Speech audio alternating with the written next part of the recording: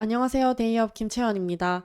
오늘은 엔비디아를 선두로 영원할 것 같았던 주도 섹터 반도체죠.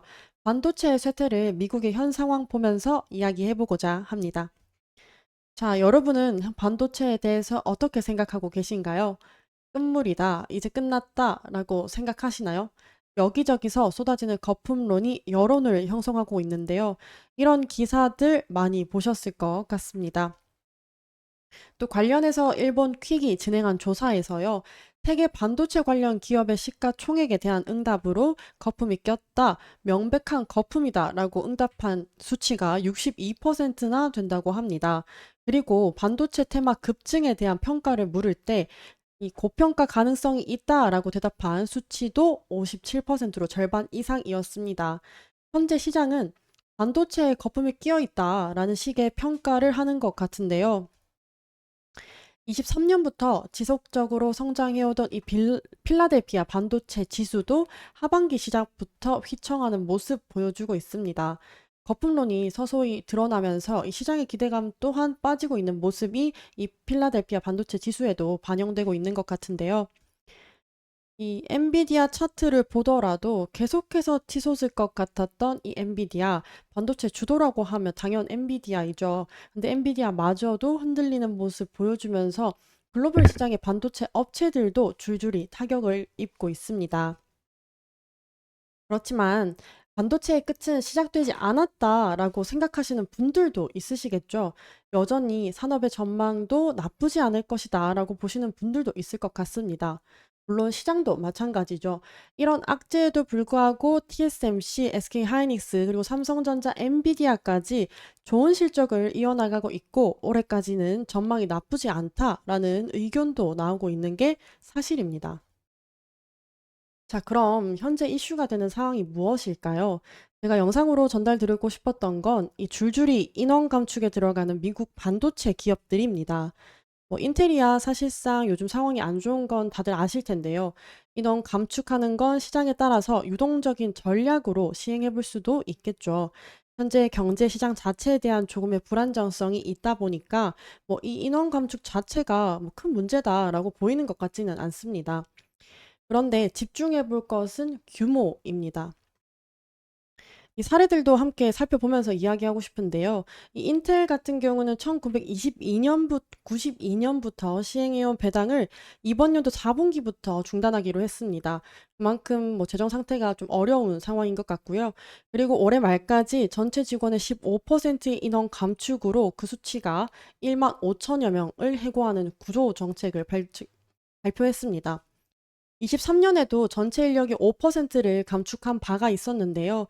이번 연도 들어서 더욱 큰 규모의 구조 조정에 들어가게 된 것입니다. 자, 퀄컴 또한 지난해에 이어 올해 또다시 인력 감축에 나섰는데요. 작년 2.5% 수준 해고를 했습니다. 그 수치가 1,250명이고요. 이번 연도 또 샌디에이고 본사를 중심으로 226명을 해고하겠다고 밝혔습니다. 네, 온세미도 마찬가지였습니다. 이 지난 6월 천여 명의 해고가 되었고요. 또 전 세계 9개의 사업장을 통합하는 구조 조정도 함께 했습니다. 자, 근데 이런 세 개의 대기업이 비슷한 행보를 가져오는 가운데 상황이 다 비슷한 것은 사실 아닙니다. 그래서 이 밑에 깔려있는 배경도 같이 이해해 볼 필요가 있는데요. 인텔의 경우는 너무 잘 아시다시피 CPU 사업부의 몰락과 계속되는 적자 끝에 25년까지 100억 달러 규모를 절감하겠다라는 목표를 가지고 인원 감축에 들어갔습니다만 사실 퀄컴은 상황이 좀 다르죠. 매출 자체가 부진한 상황은 아닙니다.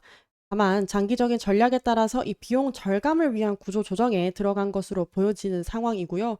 온세미의 경우는 이 전기차 관련 칩 수요가 감소하면서 인플레이션과 높은 금리, 기업 비용 부담에 대해서 이 구조 조정의 필요성을 느낀 것으로 보여집니다. 그래서 똑같은 상황이더라도 이 모든 기업이 상황이 다 똑같다, 그리고 모든 기업이 다 부진하다라고는 할 수 없는 상황인데요.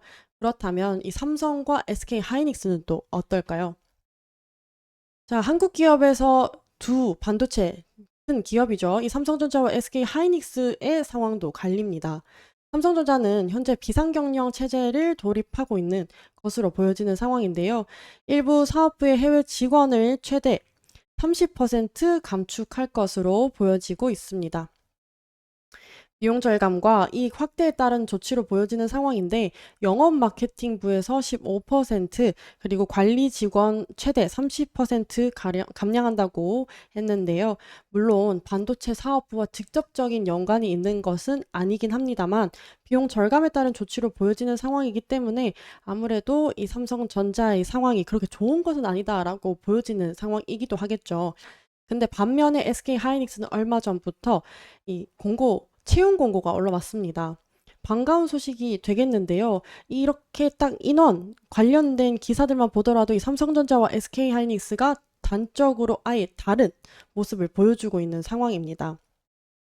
더 깊게는 이 삼성전자와 SK 하이닉스가 똑같은 사업을 하더라도 이렇게 다른 상황이 이어지는 이유가 무엇일지 조금 더 설명드리고 싶은데요. 만약에 궁금해하실 분들이 계신다면 조금 더 준비해 오도록 하면서요. 이렇게 단적으로도 보여줄 수 있는 상황도 있다라는 것을 알려주고 싶었습니다. 그래서 이 현재 반도체 거품 논란과 함께 미국 반도체 기업들의 상황, 그리고 한국 기업들의 경영 상황까지 함께 알아봤는데요. 여전히 이 반도체 거품설은 찬반 논쟁이 이어지고 있는 주제이기도 합니다. 확실한 것은 이 단적인 부분만 봤을 때도 현재 반도체가 가라앉는다라는 주장에 완전히 기울이기는 어려운 부분도 있지 않을까 생각됩니다. 그래서 여러분들의 생각은 또 어떨지도 궁금한데요. 그럼 앞으로의 이 산업부가 어떻게 진행될지 지켜보면서 다음 영상으로도 또 찾아뵙도록 하겠습니다. 감사합니다.